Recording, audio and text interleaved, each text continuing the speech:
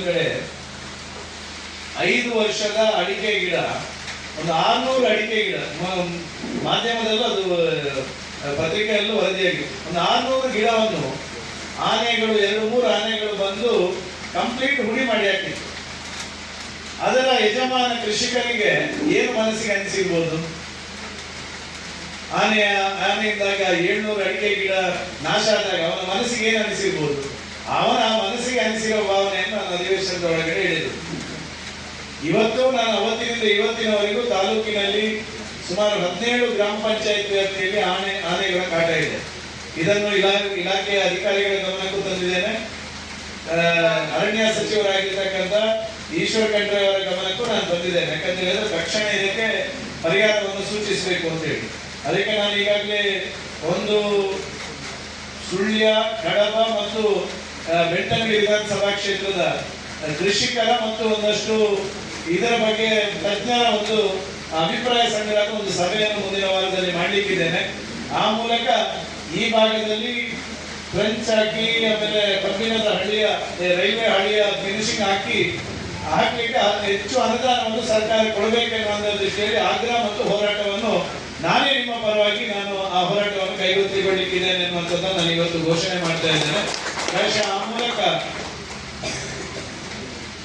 ಅದರ ಜೊತೆಗೆ ಹಂದಿಯ ಕಾಟ, ನಾನು ಇದನ್ನು ಈಶ್ವರ್ ಖಂಡ್ರೆ ಅವರಿಗೆ ಮೊನ್ನೆ ಗಮನಕ್ಕೆ ತಂದಿದ್ದೇನೆ. ಪಟ್ಟಣದಲ್ಲಿ ಒಂದು ಕೃಷಿಕರ ಸುಮಾರು 400 ಅಡಿಕೆ ಗಿಡವನ್ನು ಒಂದು 12 ಹಂದಿಗಳು ಬಂದು ನಾವು ಕತ್ತಿಯಲ್ಲಿ ಕಟ್ ಮಾಡಿದ್ರೆ ಹೇಗೆ ಕಟ್ ಮಾಡ್ತೇವೆ ಆ ರೀತಿ ಹಾಳು ಮಾಡಿತ್ತು. ಆ ವಿಡಿಯೋವನ್ನು ಅವರ ಪಾಪ ಕೃಷಿಕರು ತೆಗೆದಿದ್ರು, ಹಗಲೊತ್ತಲ್ಲಿದ್ದು. ಅದನ್ನು ನಾನು ಈಶ್ವರ್ ಖಂಡ್ರೆ ಅವರಿಗೆ ತೋರಿಸಿ ನಾನು ಹೇಳಿದೆ, ನೋಡಿ, ಹಂದಿಗಳಿಂದಾಗಿ ಇಷ್ಟು ಕಾಟವನ್ನು ಅನುಭವಿಸಿದಂತ ಕೃಷಿಕರು ಬದುಕುವುದು ಹೇಗೆ? ಕೇರಳದಲ್ಲಿ ಹಂದಿಯನ್ನು ಹೊಡಿಲಿಕ್ಕೆ ಕೇರಳ ಸರ್ಕಾರ ಅವಕಾಶ ಮಾಡಿಕೊಟ್ಟಿದೆ.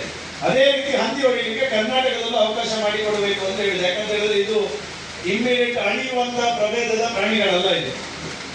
ಆ ಕಾರಣಕ್ಕೋಸ್ಕರ ಹಂದಿ ಹೊಡಿಲಿಕ್ಕೆ ಅವಕಾಶ ಮಾಡಿಕೊಡಬೇಕು ಅಂತೇಳಿ ಈಶ್ವರ್ ಖಂಡ್ರೆ ಅವರಿಗೂ ನಾನು ಮನವಿಯನ್ನು ಮಾಡಿದ್ದೇನೆ.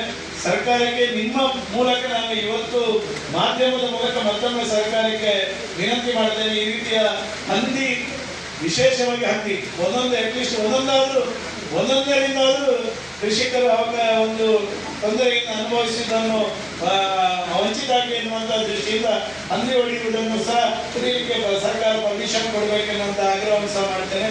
ಅದರ ಜೊತೆಗೆ ನವಿಲಿನ ಕಾಟ, ನೀವು ನವಿಲು ಯಾರು ಹೇಳಿಲ್ಲ, ಇಲ್ಲಿ ಯಾರು ಭತ್ತದ ಕೃಷಿಕರಿಲ್ಲ ಅಂತ.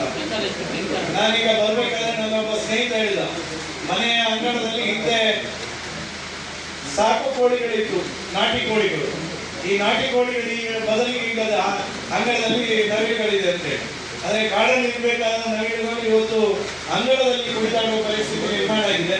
ಅದರಿಂದಾಗಿ ತುಂಬಾ ಕೃಷಿಕರಿಗೆ ಸಿಕ್ಕಾಪಟ್ಟೆ, ಅದರಲ್ಲಿ ಈಗ ಭತ್ತದ ಕೃಷಿ ಮಾಡುವಾಗಿಲ್ಲ ಆ ಪರಿಸ್ಥಿತಿ ಇದೆ.